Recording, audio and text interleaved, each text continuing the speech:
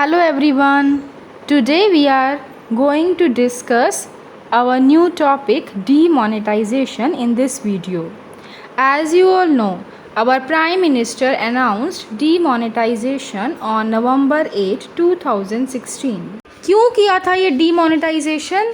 जिससे जो illegal transactions हैं उस पर रोक लगा सकें, उस पर रेस्ट्रिक्शन लगा सकें। जो भी एंटी सोशल एक्टिविटीज़ हो रही थी कंट्री में उनको रोक सकें, करप्शन जो चल रहा था उस पर कंट्रोल कर सकें, जो भी इलीगल एक्टिविटीज़ हो रही थी उनको रोकने के लिए ये डीमोनेटाइजेशन की पॉलिसी हमारे प्राइम मिनिस्टर लेकर आए थे 8 नवंबर 2016 में।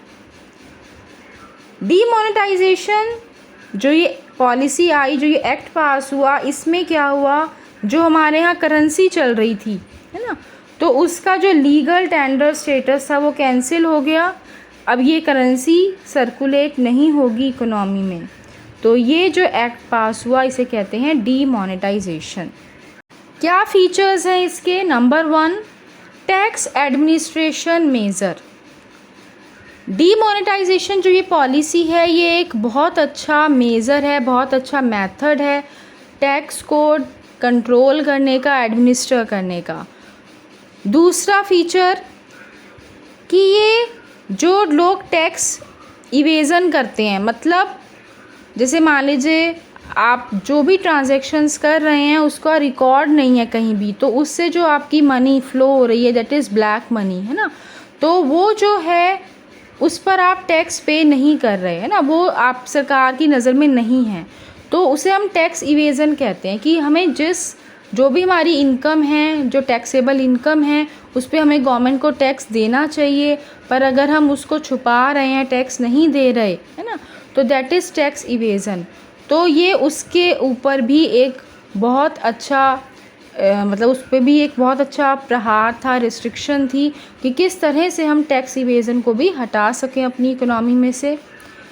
इसके अलावा नेक्स्ट फीचर क्या है डीमोनेटाइजेशन का, कि ये जो हमारा फाइनेंशियल सिस्टम है इसमें जो मनी है वो प्रॉपर चैनलाइज हो सके, घूम सके, सर्कुलेट हो सके। क्योंकि लोग क्या करते हैं, ज़्यादा सेविंग्स वगैरह करते हैं, अपने कबर्ड्स में, लॉकरों में पैसे छुपा छुपा के रखते हैं। तो गवर्नमेंट चाहती है कि ये आए बाहर, फाइनेंशियल सिस्टम में मनी सर्कुलेट हो। और इसके अलावा नेक्स्ट फीचर था डीमोनेटाइजेशन का कि एक कैशलेस इकोनॉमी बनाना। मतलब अब हमें कैश ज़्यादा कैरी करने की ज़रूरत नहीं है, हम ऑनलाइन पेमेंट कर सकते हैं, ठीक है। तो हमारा जो फंड्स हैं वो बैंक में पड़े रहें, वहीं से हमारी transactions, online banking, online payment, ये सब चीज़ें हो सके, हमें कैश ज़्यादा कैरी ना करना पड़े, तो हमारी इकोनॉमी कैशलेस इकोनॉमी हो जाए। तो ये भी इस डीमोनेटाइजेशन का एक फ़ीचर है। अब इस पॉलिसी के आने से हमारी इकोनॉमी में क्या इम्पैक्ट हुआ? सबसे पहले जो हमारे इंटरेस्ट रेट्स थे वो डिक्लाइन हुए। जो हम लोन वगैरह लेते हैं तो जितना ज़्यादा इंटरेस्ट रेट हाई होगा उतना ही हम लोन कम लेते हैं, है ना। जैसे हम देखते हैं ना डिमांड और सप्लाई फोर्सेस, तो अगर मान लीजिए प्राइस किसी चीज़ के ज़्यादा होते हैं तो हम क्वांटिटी कम कर देते हैं। इसी तरह से मान लीजिए हमें लोन चाहिए बट इंटरेस्ट रेट बहुत हाई हैं तो हम क्या करेंगे, कम लोन लेंगे। अगर इंटरेस्ट रेट कम है तो हम लोन की क्वांटिटी बढ़ा देंगे, ज़्यादा लोन ले सकते हैं। तो इससे डीमोनेटाइजेशन से क्या हुआ, इंटरेस्ट रेट्स में गिरावट, डिक्लाइन हुए, है ना, और जो आपकी कैश ट्रांजैक्शन थी वो डिक्लाइन हुई, अब ऑनलाइन ज़्यादा हो गया, और बैंक में जो डिपॉजिट्स थे वो आपके इंक्रीज़ हुए, और जो आपकी फाइनेंशियल सेविंग्स थी वो इंक्रीज़ हुई। तो इस तरह से आपकी इकोनॉमी पर इम्पैक्ट पड़ा डीमोनेटाइजेशन का। इसके अलावा दूसरा इम्पैक्ट हमने वेल्थ पर देखा, प्राइवेट वेल्थ पर, कि वहाँ पर भी हमने देखा जो रियल एस्टेट, प्रॉपर्टी वगैरह के रेट से वो डाउन हुए, ठीक है। तो इससे क्या हुआ, मतलब लोगों की जो प्राइवेट वेल्थ ख़रीदना वगैरह, है ना, तो ये सब चीज़ें लोगों की कम हुई। क्योंकि अब लोगों के पास ज़्यादा कैश नहीं हो था, सब बैंक में डिपॉजिट हो गया था। इसके अलावा पब्लिक सेक्टर की वेल्थ पे कोई भी इसका इफ़ेक्ट नहीं पड़ा। हाँ, बस इकोनॉमी में डिजिटलाइजेशन बहुत आया।